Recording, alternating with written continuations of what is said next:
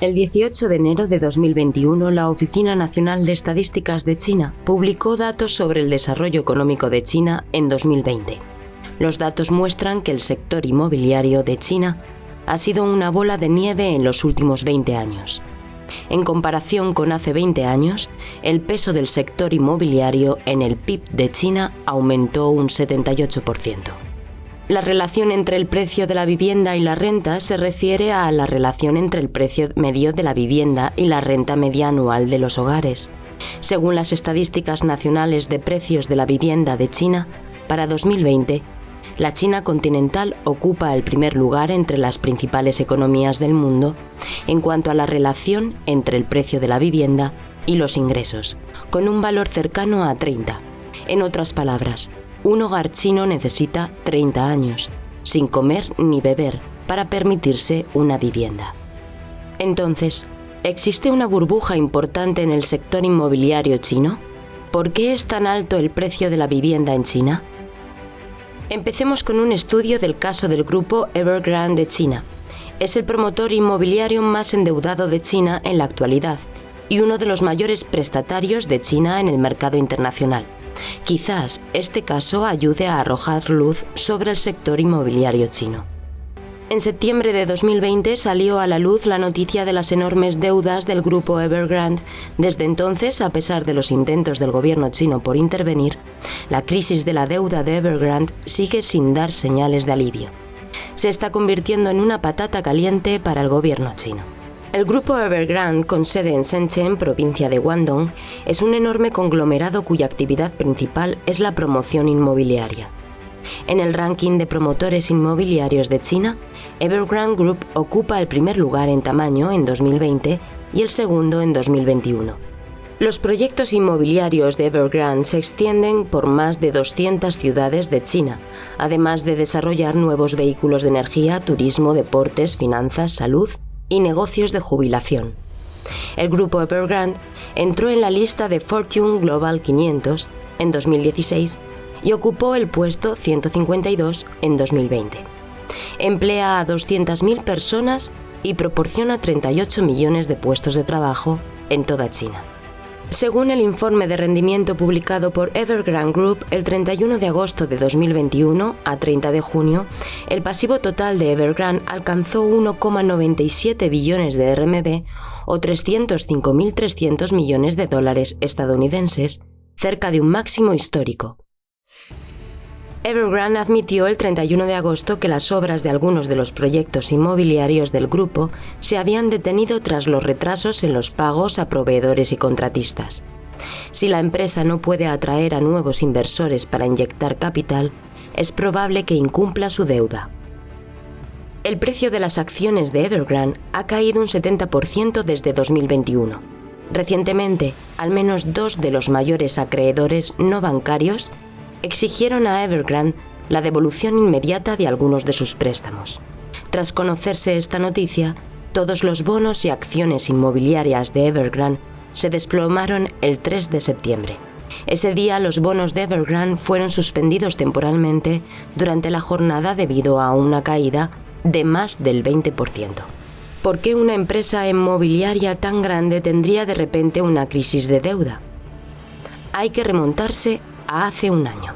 El gobierno chino estaba preocupado por el enorme impacto financiero de la burbuja inmobiliaria.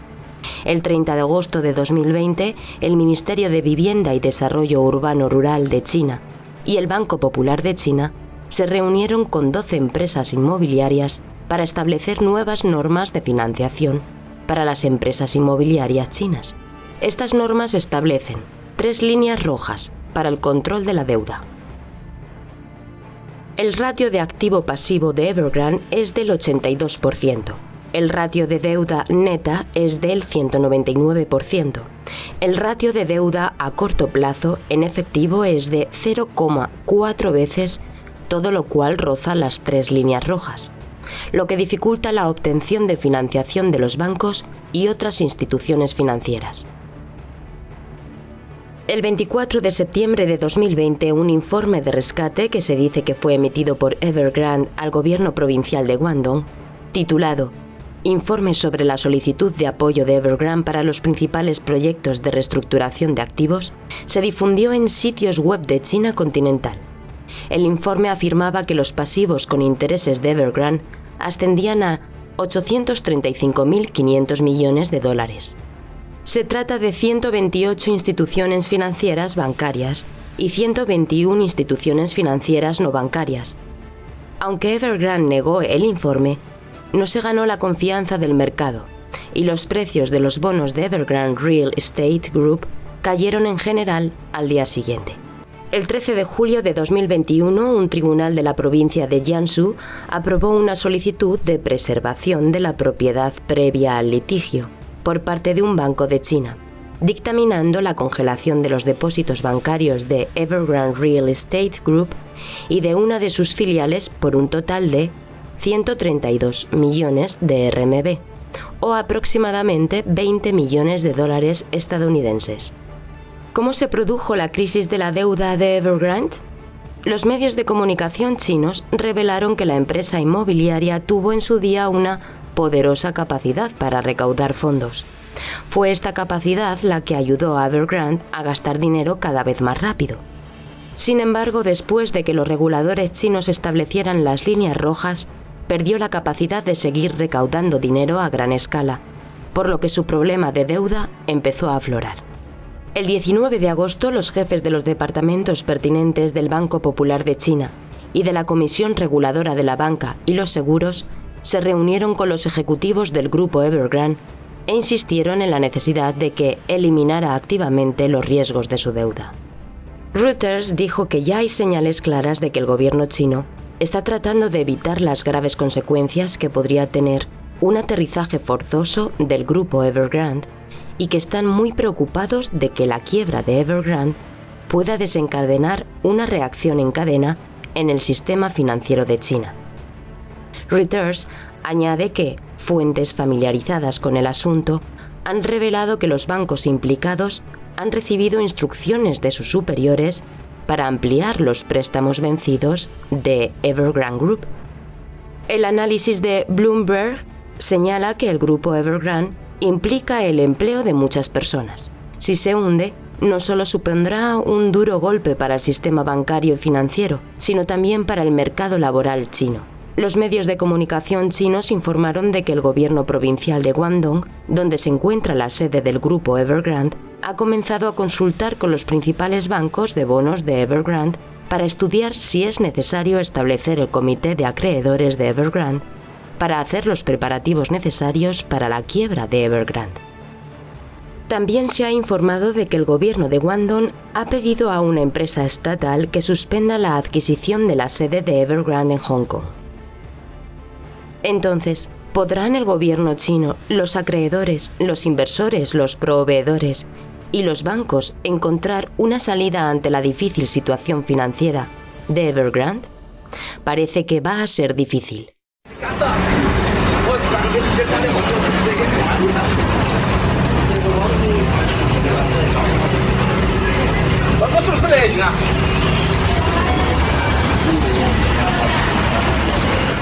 Ante el problema de la quiebra de una empresa inmobiliaria importante como Evergrande, el gobierno suele tener dos enfoques. El primero es realizar una reestructuración de la quiebra, vendiendo los activos a bajo precio y reembolsando parcialmente a los inversores. La segunda es que el gobierno inyecte capital y nacionalice temporalmente la entidad para garantizar la seguridad del sistema financiero. El primer enfoque, la estructuración por quiebra, como se ha mencionado anteriormente, tendrá sin duda un impacto masivo en el sistema financiero de China y en el mercado laboral.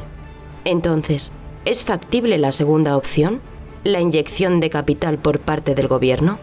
En primer lugar, el gobierno chino se encuentra en una situación de crisis financiera en los últimos años. Si vale la pena financiar un agujero de deuda tan grande requiere una cuidadosa consideración. Lo que es más condenable es que la inyección de capital no puede resolver los problemas de fondo a los que se enfrenta el gigante inmobiliario. El problema de la deuda de Evergrande es un reflejo del sector inmobiliario chino. Además de la excesiva velocidad de financiación, el problema subyacente del problema de la deuda de Evergrande es el alto coste del suelo en China. En la China continental, entre el 40% y el 60% del precio de la propiedad inmobiliaria corresponde a la tasa de transferencia del suelo y a diversos impuestos recaudados por el gobierno chino a todos los niveles. La deuda contraída por Evergrande también son préstamos para comprar terrenos a los gobiernos locales para construir edificios.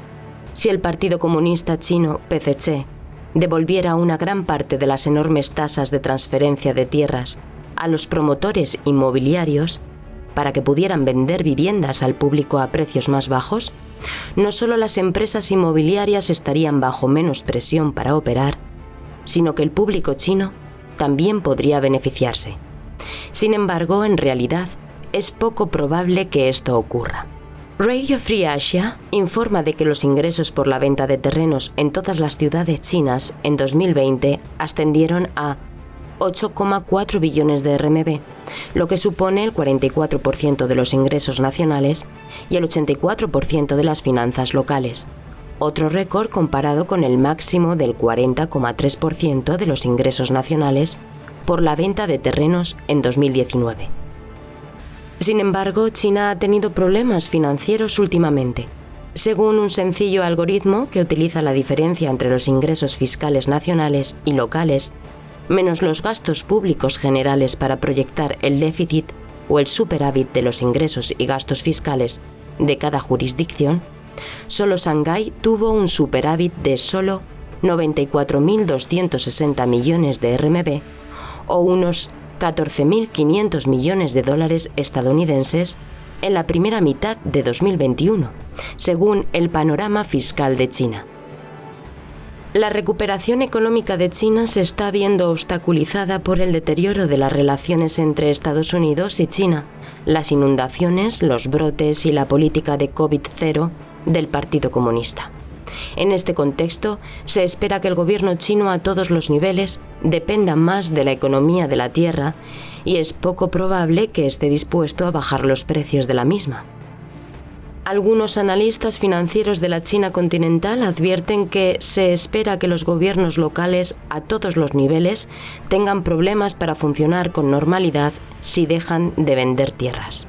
Es decir, sin bajar el precio del suelo, aunque el gobierno chino inyecte capital para tapar el agujero de la deuda del grupo Evergrande, será difícil volver a poner a este gigante inmobiliario en la senda de un ciclo saludable. En la cadena inmobiliaria de China, el gobierno, los promotores, los bancos y las masas están ya profundamente enredados. Muchas empresas inmobiliarias dependen de la deuda para invertir y la mayoría de los chinos dependen de los préstamos bancarios para comprar sus casas. Si no pueden devolver sus préstamos, la cadena inmobiliaria se romperá, amenazando directamente la estabilidad financiera de China e incluso provocando el colapso económico y el malestar social. El gobierno chino ha reconocido que hay una grave burbuja o crisis inmobiliaria a la vista. Para frenar la burbuja, en agosto de 2020, además de las 3 líneas rojas trazadas por el organismo regulador de China, 8 departamentos, incluso el de construcción de viviendas de China, emitieron conjuntamente un aviso. El plan consiste en pasar 3 años controlando todos los aspectos de la industria inmobiliaria de China, desde la promoción, la venta y el arrendamiento, hasta la gestión de la propiedad, imponiendo una intervención administrativa de la industria inmobiliaria y formando un conjunto completo de medidas de gestión de circuito cerrado. Desde entonces, las ciudades de primer nivel de China han introducido políticas pertinentes para contener los precios de los inmuebles. Sin embargo, si los precios de la vivienda en China caen demasiado rápido, surgirán rápidamente diversas crisis económicas y sociales. Por lo tanto, el 18 de agosto de 2021, el medio de comunicación del PCC, el Diario Económico, publicó un artículo que decía: evitar que los precios de la vivienda caigan demasiado rápido será también una de las direcciones de las políticas de regulación y control inmobiliario. El 22 de agosto, el Diario de la Juventud de Pekín publicó un artículo en el que se afirmaba que la vivienda es crucial para alcanzar el objetivo de la prosperidad común. Se subrayaba que las grandes fluctuaciones de los precios de la vivienda no favorecen la coordinación financiera ni la seguridad financiera nacional. Sin embargo, por muchas normas reguladoras que establezca el gobierno chino para el sector inmobiliario, si los precios del suelo no bajan, estas normas difícilmente tendrán un efecto real en la estabilización del mercado inmobiliario de China, ni tendrán una influencia real en los precios de la vivienda. Comentando la cuestión del precio del suelo, un internauta chino escribió: ¿cómo puede bajar el precio del pan cuando el precio de la harina se dispara? Además, el aumento de las normas reguladoras significa que las empresas inmobiliarias tendrán que pagar más tasas a diversos departamentos gubernamentales, y estos costes añadidos acabarán repercutiendo en los compradores de viviendas, el pueblo chino. Algunos economistas de la China continental han pedido recientemente al sector inmobiliario que cambie tiempo por espacio. Es decir, si los precios de la vivienda en China continental pueden permanecer relativamente estables durante los próximos 10 años, pero los ingresos de los residentes y la economía crecen, este desarrollo gradual podría absorber los precios inflados de la vivienda. En otras palabras, se necesitarán 10 años para alcanzar un nivel en el que los ingresos de la gente se ajusten a los precios actuales de la vivienda, de modo que los precios inflados de la vivienda puedan ser absorbidos. Esta es otra forma de admitir que los precios de la vivienda en China son monstruosamente altos y que el crecimiento previsto de los ingresos de la población en 10 años indica el tamaño de la burbuja del mercado inmobiliario actual. Los precios de los inmuebles en las ciudades de primer nivel de China han superado con creces la capacidad de pago de la población. El pago inicial de una nueva vivienda suele agotar los ahorros de varias generaciones. Los elevados precios de la vivienda han inhibido el poder adquisitivo en China, y la atonía del mercado de consumo en China también ha afectado al crecimiento del PIB chino. En los últimos años, la cambiante relación entre Estados Unidos y China, el aumento de las empresas extranjeras que abandonan China y las catástrofes, como los brotes y las inundaciones, han contribuido a la incierta recuperación económica de China. Las recientes regulaciones estrictas en varias industrias han agravado la tasa de desempleo de China, que ahora alcanza el 20%, lo que aumenta la probabilidad de insolvencia de los préstamos hipotecarios. Por lo tanto, si el PCC tiene una década para resolver la crisis del sector inmobiliario de forma segura, es una gran pregunta.